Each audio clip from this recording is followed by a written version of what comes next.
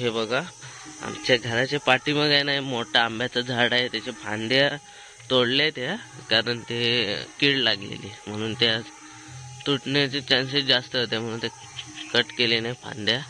आणि हा एवढा आंब्याचं झाड आहे ना, ह्याच्यात भरपूर लागलाय. तर याचेच काल आंबे जमवून ठेवलेले कालच्या पूर्ण दिवसात, आणि आज सकाळी शिजत टाकले. नंतर त्याचे साठी कसे करता दाखवतो तुम्हाला. हे बघा, अशी फांदी तोडले, कारण इकडून या साईडला हे ना कीड लागलेली आणि तुटण्याची शक्यता जास्त होती पावसामध्ये, वादळ वगैरे येतं तेव्हा. तर तोडले त्यासाठीच. तर मंडळी इकडे बघा, चूल पेटवले आणि ना आंबे शिजत ठेवले, शिजायला टाकले टोपात. दाखवतो. हे बघा, धूर पण खूप होतोय.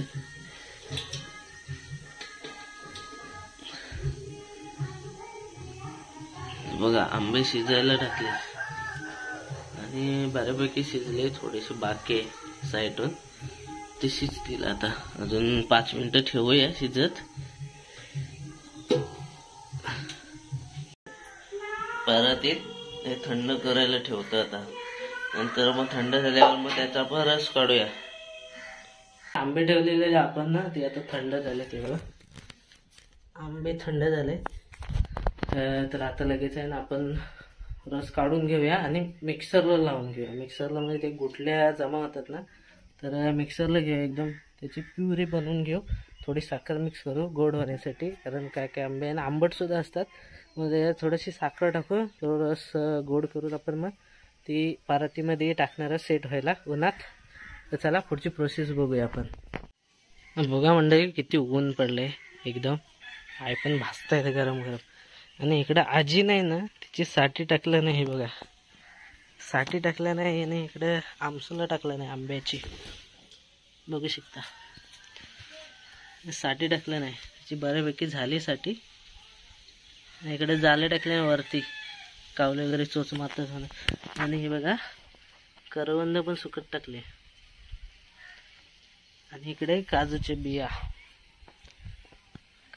पण सुकट टाकले. पण बघा काय पडतंय.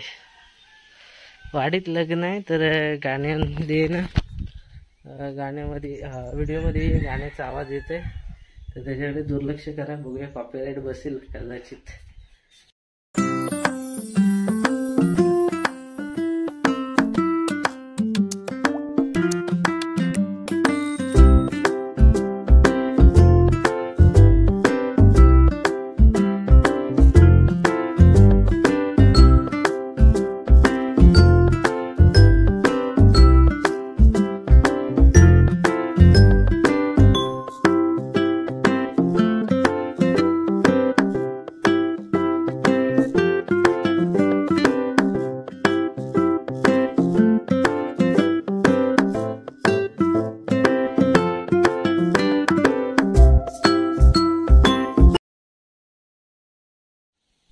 मंडळी बघा, काय मिक्सरला लावून घेतलाय रस आणि आता परातीत टाकतोय सेट व्हायला.